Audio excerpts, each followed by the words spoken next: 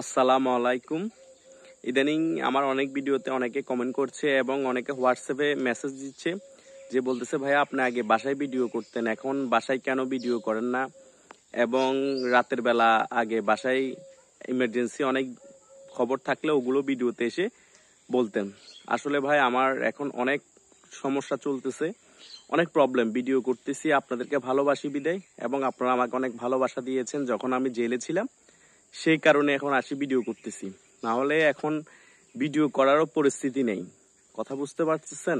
আর আমার বাসায় ভিডিও করারও এখন কোনো পরিস্থিতি নেই যে বাসায় ভিডিও করব। সমস্যা, ফ্যামিলির কেউ এখন আমাকে ভিডিও করতে দিবে না এবং অনেক সমস্যাতে আছি, অনেক প্রবলেমে আছি।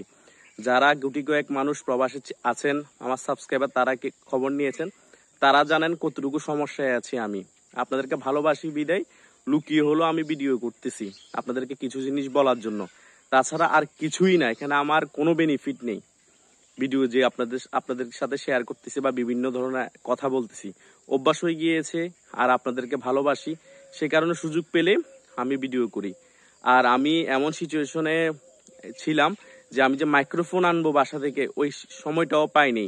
যে আপনারা অনেক নয়েজ পান ভিডিওর মধ্যে, আমি দুঃখিত, সে কারণে কিছু করার নাই, আমার পরিস্থিতি শিকার।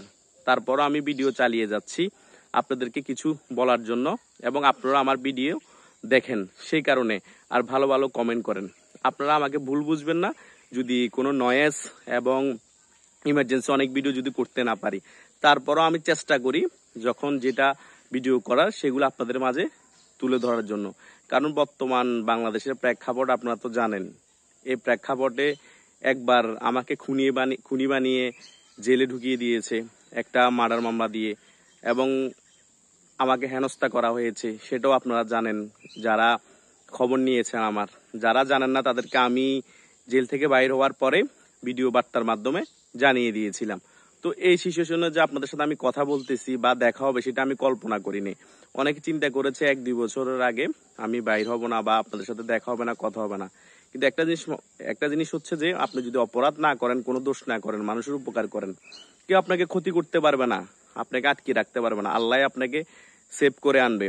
আর যারা আমার ক্ষতি করতে চেষ্টা করেছে তারাও উপলব্ধি করেছে যে ভালো মানুষ যে কারো ক্ষতি করে না, তাকে ক্ষতি করলে আল্লাহ নারাজ হয়ে যান, এবং সে এখন বিপদে আছে।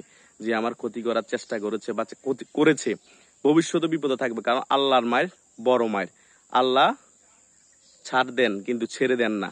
অন্যের বিনা পয়সায় ক্ষতি করলে, অন্য আপনাকে ক্ষতি না করার পর আপনি তার ক্ষতি করলে, পিছিয়ে লেগে থাকলে, আল্লাহ তার ক্ষতি করবেই। তাই আমার জন্য দোয়া করবেন। ভিডিও কোয়ালিটি যদি দুর্বল থাকে বা ইমার্জেন্সি ভিডিও নাও আসতে পারি, নয়েজ আসে, তাও আপনারা মনক্ষুণ্ণ হবেন না।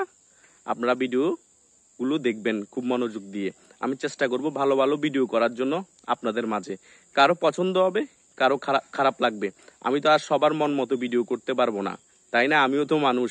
হয়তো আপনার থেকে কারো এক পেশি মনে হবে, কারো অন্য পেশি মনে হবে। কারণ এক একজনের এক এক মতামত থাকতে পারে। আমি আমার অ্যানালাইসিস থেকে বিভিন্ন ধরনের মতামত পেশ করি। আপনারাও যদি মনে করেন যে আমার অ্যানালাইসিসটা ঠিক না, আপনারা আপনাদের মতো করে অ্যানালাইসিস করে ভিডিও করেন, কোনো সমস্যা নাই, ঠিক আছে? আর মাইক্রোফোন না থাকার কারণে ভিডিওর নয়েজ থাকবেই, এটা স্বাভাবিক। অনেকেই বুঝতে পারেন। আগে মাইক্রোফোন ছিল, সে কারণে অনেক ক্লিয়ার ছিল, সাউন্ডও লাউড ছিল। এখন মাইক্রোফোন না থাকার কারণে সাউন্ড লাউড না তেমন, আর সাউন্ড আগের মতো ক্লিয়ার না, মাঝে মধ্যে নয়েজ আসে। তাই আমি আন্তরিকভাবে আবারও বলতেছি, দুঃখিত দুঃখিত দুঃখিত। ধন্যবাদ সকলকে। ভালো থাকবেন, আমার জন্য বেশি বেশি দোয়া করবেন। আমি চেষ্টা করব আপনাদের মাঝে ভালো ভালো ভিডিও দেওয়ার জন্য। আল্লাহ হাফেজ।